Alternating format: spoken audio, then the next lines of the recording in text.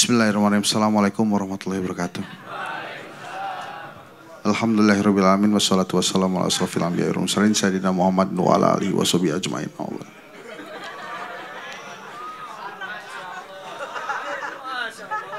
Itu yang ngomong bukan saya, Gus. Oke. Yang pertama, saya ditanyain kenapa pakai batik. Tuh gara-garanya. Mas Hensat, nanti mungkin Pak Prabowo datang.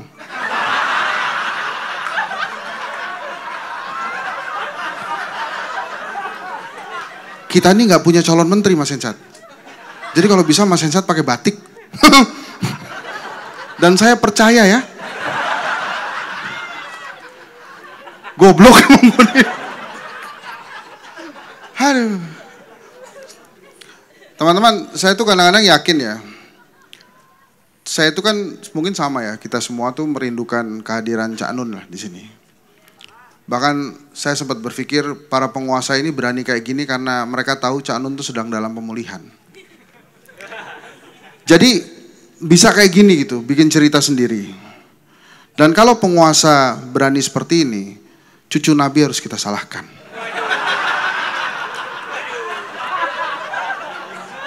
Saya nggak ngomongin kamu, Beb. Emangnya cucu Nabi di dunia ini cuma kamu?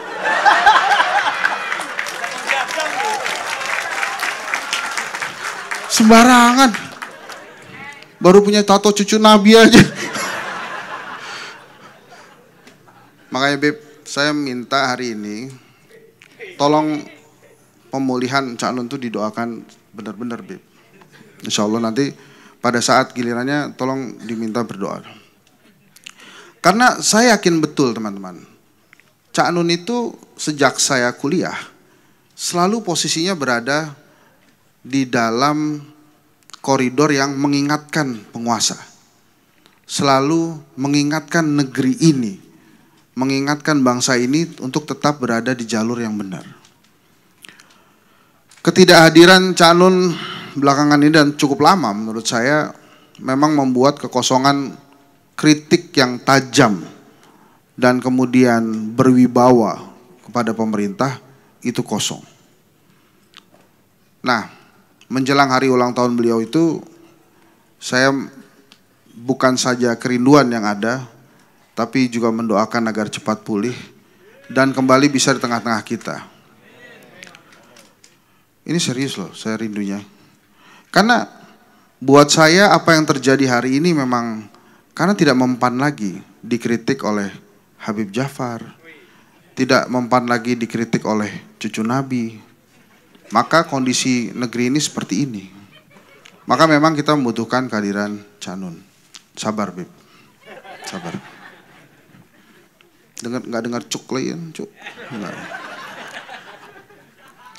Saya mau tanya sebelum saya lanjutkan, ada yang tinggalnya di Bekasi? Hah? Bintara. Ya nggak apa-apa, Bib. Ya sabar, Bib. Kenapa ya dia? Ada apa sih malam ini? Memang lagi panas, Bu. Lagi panas, padahal hari Jumat lah ini. Sabtu udah ya. Siapa tadi Bekasi? Ya, Depok. Ya itu sama ya, kepala daerahnya kelihatannya ya. Sebentar lagi ya.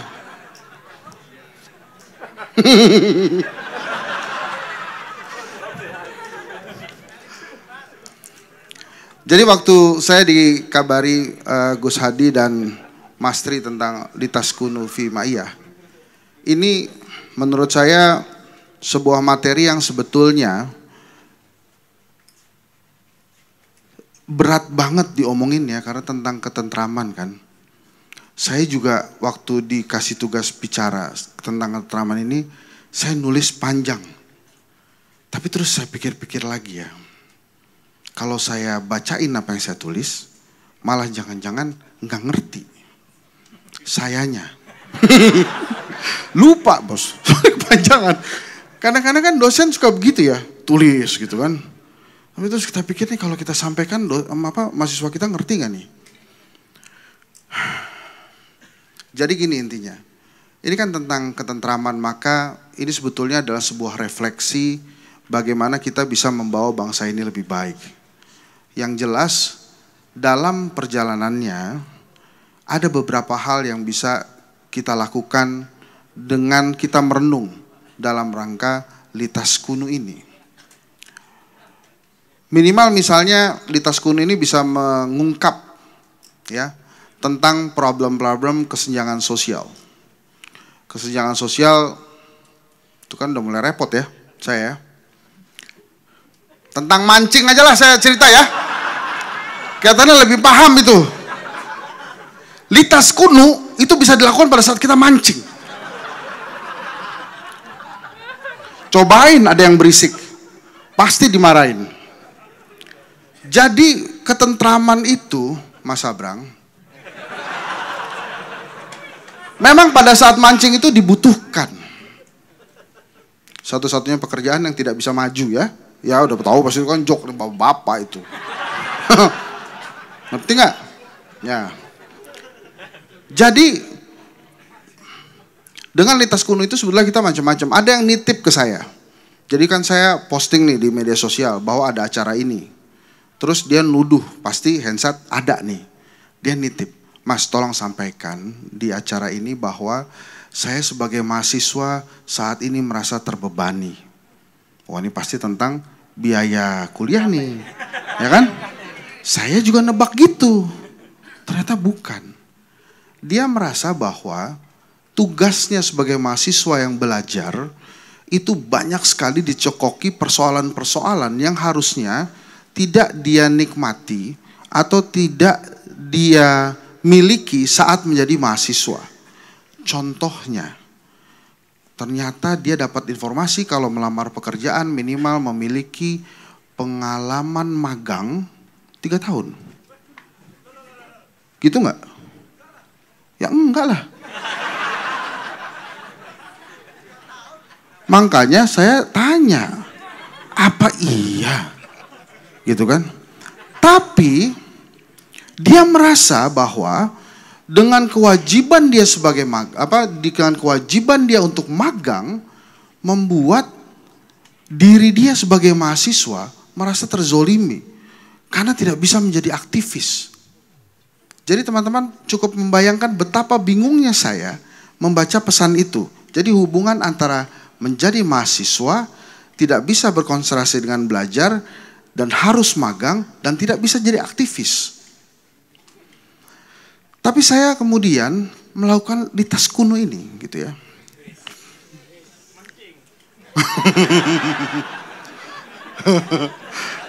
Habib tuh seneng banget ya. Jadi saya tuh baru tahu kepuasan cucu Nabi itu nyekak Hensat gitu. Nah, teman-teman semua, itu salah satu pesan yang disampaikan. Nah, kemudian pada saat perjalanan ke sini kemarin itu kan teman-teman sempat lihat bahwa salah seorang tokoh bangsa mengatakan kalau tidak mau bergabung nonton aja. Nggak usah ganggu kami yang mau bekerja. Nah,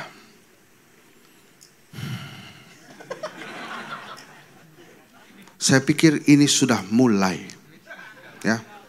Jadi kalau tidak mau bergabung, nonton aja.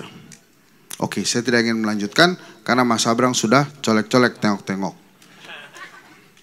Nah, teman-teman semua, Litas Kuno ini menjadi penting karena kita, yang pertama sebagai bangsa, ini akan mengalami sebuah proses yang baru dalam kehidupan berbangsa kita. Beberapa bulan lagi kita akan memiliki pemerintahan yang baru. Dan beberapa bulan lagi sebetulnya kita memiliki kewajiban yang baru untuk serta-merta mengawasi jalannya pemerintahan 5 tahun mendatang. Kenapa itu menjadi kewajiban kita yang baru? Karena kita hidup bernegara dalam rangka kehidupan yang lebih baik. Jadi kalau kemudian pemerintah tidak kita awasi, maka bablas mereka. Ibaratnya mancing, kalau kita tidak awasi, mereka akan berhari-hari di empang. Nggak pulang. Sebenarnya gini Mas Abrang, salah satu hal ya yang saya deg-degan itu sama orang mancing, sebetulnya dia tahu nggak sih itu di empang itu ada ikannya apa enggak? Coba empang mana yang airnya jernih? Nggak ada. Terus kalau yang mancing itu berhari-hari duduk di pinggir empang, emangnya dikasih tahu sama yang punya empang? Nggak ada ikannya, enggak. Dan empang itu asik, si pemancing itu asik dengan apa tadi mas namanya mas? Yang dari feses itu loh. Nah, asik membentuk pelet itu. Dah balik lagi ke kehidupan berbangsa. Nah, jadi saya balik lagi ke keluhan si mahasiswa itu. Mahasiswa itu mengatakan bahwa kita terlalu banyak tugasnya. Harus magang, harus menyelesaikan tugas, harus ini, harus itu, dan tidak bisa menjadi aktivis. Sementara dosen juga begitu, banyak banget tugasnya. Sementara menteri juga banyak banget tugasnya. Lantas apa yang harus kita lakukan sebagai bangsa dan negara? Sebagai bangsa setanah air, sebangsa dan setanah air. Apakah kita harus termenung kemudian menunggu yang akan dilakukan oleh para pemimpin kita? Nah, tapi kita tuh kadang-kadang ya asik main tebak-tebakan. Misalnya, tebak-tebakan paling populer akhir-akhir ini.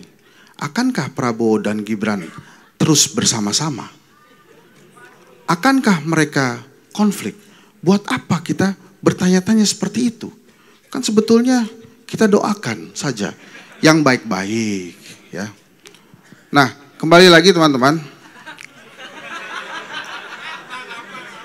Mancingnya, itu udah mancing tapi umpannya belum di... Enggak, saya emang sengaja karena biasanya kalau Gus Hadi itu selalu ada sesi kedua kan. Jadi sesi yang pertama ini saya mau aman dulu saja. Satu lagi teman-teman. Beberapa hari ini kita dapat cobaan ya. Cobaan yang pertama di sepak bola. Tadinya dianggapnya mau lolos olimpiade tapi kemudian gak jadi olimpiade. Terus kemudian heboh tuh teman saya. Ya. Ini gak takutnya ini tugas saya. Hah? Enggak. Nah kemudian kegagalan juga Piala Uber dan Thomas. Dan satu lagi cobaan kita adalah itu tadi. Pemilihan para menteri yang kelihatannya penting banget buat kita gitu. Padahal enggak. Terserah aja siapa yang mau jadi menteri. Yang penting Ma'iyah ini tetap bisa jalan. Ya kan? Silakan saja siapa yang mau jadi menteri. Yang paling penting kita bisa berkumpul di sini. Menyampaikan pendapat kita dengan tenang. Karena Ma'iyah ini Indonesia. Di Ma'iyah ini semua yang berasal dari manapun bisa berkumpul di sini. Tadi saya nanya sama Mas Fahmi. Mau tahu nggak? Kenapa Ma'iyah itu tidak pernah live YouTube? Karena menurut saya, kalau ada live YouTube, itu akan lebih banyak lagi. Tapi ternyata inti Ma'iyah bukan di situ. Inti Ma'iyah adalah bagaimana kita saling bertatap muka, menyampaikan pendapat, kemudian berkeluh kesah. Dari tentang mancing hingga kecinta-cintaan. Dari feses hingga jomblo. Itu intinya. Nah, untuk mengakhiri pembicaraan saya yang agak ngaco ini. Saya itu trauma, Beb. Ya. Saya itu curiga YouTube saya di shadow ban, Beb. Intinya gini teman-teman. Ini kan kita akan menghadapi pemilu lagi di November. Nasional juga. Pilkada. Yang levelnya nasional. Dan sekali lagi, sebetulnya kita sebagai manusia Indonesia diuji bagaimana idealisme kita dalam memilih pemimpin kita. Kemarin pemimpin nasional yang kita pilih, sekarang pemimpin daerah yang kita pilih. Apakah kita masih bisa untuk bisa memilih pemimpin dengan baik dan benar? Jawabannya litaskunu fi ma'iyah. bagaimana kita berdiam diri, berdamai, membiarkan pikiran kita berpikir secara jernih. Saya sudah mirip Sabrang belum ngomongnya? Belum ya? Gimana?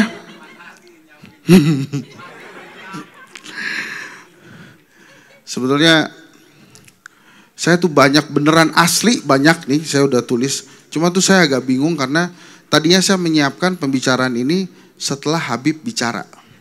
Jadi saya mengcounternya enak gitu. Kalau saya duluan yang bicara, nanti begitu sesi kedua saya nggak bisa counter Habib. Ini coba deh teman-teman ya pikirin.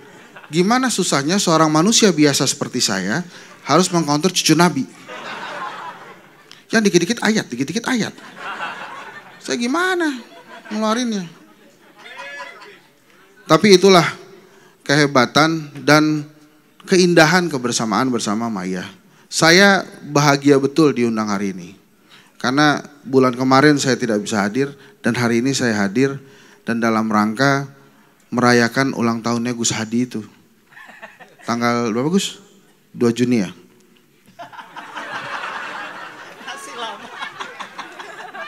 Iya ya, padahal bisa 1 kali Maya lagi ya Mas ya. Kenapa dia pengen dirayain hari ini ya? Nggak apa-apa. Ya. Tadi tentang kreativitas, waktu kemarin umroh juga saya melihat orang-orang Indonesia memang kreatif. Diusir sama askar, sholat. Kreatif. Askar langsung, askar tuh yang keamanannya Nabawi gitu, Hajjil Haram. Kan kalau diusir susah kan. Habis selesai sholat, dia doa. Lama, zikir. Akhirnya diangkat dalam kondisi zikir sama askar. Tapi gak apa-apa. Serius Beb. Beb saya mau nanya Beb ya. Itu kreativitas bukan? Ngebukain jalan buat nyium Hajar Aswad tuh. Orang Madura tuh. Itu cuma orang Madura. Ya tapi kan kreatif Beb. Gak ada orang kepikiran begitu.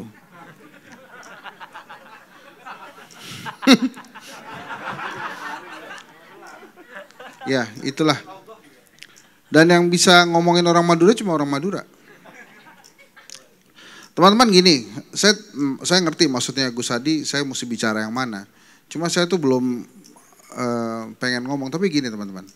Ini kan mau pilkada ya, dan kemudian saya tuh banyak, iya nggak apa-apa. Ini kan mau pilkada, terus saya ketemu sama banyak banget kepala daerah. Dia minta disurvei, terus saya jabarin hasil survei. Ada yang menarik teman-teman. Sekitar 2 tahun yang lalu, ini belum keluar. Jadi ada pertanyaan begini. Kriteria apa yang Anda pilih sebagai kepala daerah? 2 tahun yang lalu paling keluarnya apa coba? Merakyat, ya kan? Jujur, berwibawa. Sekarang keluar kriteria baru yang berbahaya menurut saya. Yang memberi hadiah. Nah ini sekalian Bib nanti tolong dibahas Bib ya. Jadi ada kriteria di tengah-tengah kita bahwa banyak sekali masyarakat yang akan memilih kepala daerah yang memberikan hadiah. Saya pernah bicara di panggung ini bahwa betapa berharganya suara kita. Tapi memang itu tidak bisa berbuat apa-apa kita pada saat himpitan ekonomi ya mengharuskan orang-orang saudara-saudara kita yang mungkin memang perlu sekali biaya akhirnya menjual suara itu dan menukarnya dengan hadiah. Yang membuat saya sedih adalah coba tebak berapa hadiah yang dibayangkan oleh sahabat-sahabat kita, saudara-saudara kita diterima dari calon-calon kepala daerah. 200.000. Kaget apa senang tuh? Jadi 200.000 itu rela ditukarkan untuk suara yang akan memimpin kehidupan mereka selama 5 tahun ke depan. Ini sebuah masalah yang menurut saya tidak mudah diselesaikan. kesenjangan ekonomi makin besar bila teman-teman memilih kepala daerah hanya karena hadiah.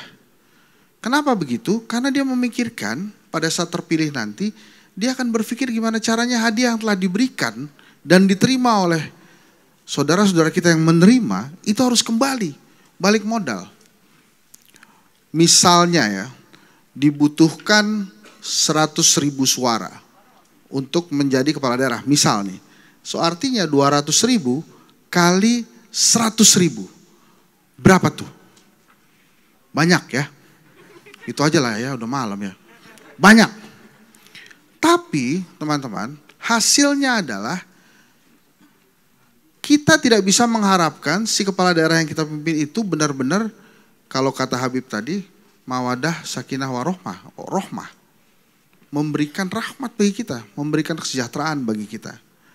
Nah, oleh karena itu teman-teman, dalam perenungan kita di Ma'iyah hari ini, kita harus mendapatkan bagaimana pribadi-pribadi kita bermanfaat buat bangsa dan negara. Sekecil apapun itu. Caranya bagaimana? Kalau bisa ya, jangan menukarkan suara dengan hadiah. Karena pada saat teman-teman menukarkan suara dengan hadiah, itu tidak akan membawa rahmah buat teman-teman di 5 tahun mendatang. Semoga saja bisa. Nah, satu lagi sebelum saya akhiri nanti ya Gus ya. Saya bertemu dengan mahasiswa saya. Dia mengatakan bahwa, waktu itu Mas Hensat pernah mengatakan bahwa dalam survei yang diinginkan oleh anak muda, 3 hal. Lapangan kerja, ingin menikah, dan punya rumah. Dia bilang, sebetulnya ada satu lagi yang mereka inginkan selain lapangan kerja, menikah, dan punya rumah. Apa? Hidup yang tenang. Nah ini saya agak bingung, mungkin Mas Abrang bisa menjabarkan kenapa ada orang yang ingin hidup tenang, padahal tenang itu kan terserah dia. Kalau dia mau tenang, ya dia tenang. Kalau dia mau pusing, dia pusing. Tapi itu diungkapkan dengan sadar. Mungkin waktu itu situasinya lagi ujian ya, harap tenang, ada ujian. Tapi buat saya pernyataan itu mengganggu. Kenapa anak muda yang lebih muda dari saya, yang kehidupannya masih enak gitu, pulang ke rumah ada bokap nyokapnya, mau makan tinggal makan, tidur tinggal tidur. Tapi mengatakan kami anak muda ingin tenang. Bukan cuma pengen punya kerja, bukan cuma ingin menikah dan ingin punya rumah. Nah, kenapa saya katakan demikian? Karena kalau kita lihat banyak sekali memang kejadian-kejadian yang melibatkan anak muda dan gara-gara mereka tidak tenang. Ada yang berantem lah, ada yang inilah, ada yang pinjol lah, ada yang segala macam lah. Oleh karena itu teman-teman, sahabat-sahabat sekalian, saya tidak bosan-bosan mengingatkan bahwa kita yang hadir di sini bertanggung jawab atas kelangsungan bangsa dan negara. Maka marilah kita tatap para pemimpin kita dan ingatkan bila mereka sudah mulai seenaknya sendiri, kalau mereka sudah mulai mementingkan kepentingan sendiri. Demikian. Terima kasih. Assalamualaikum warahmatullahi wabarakatuh.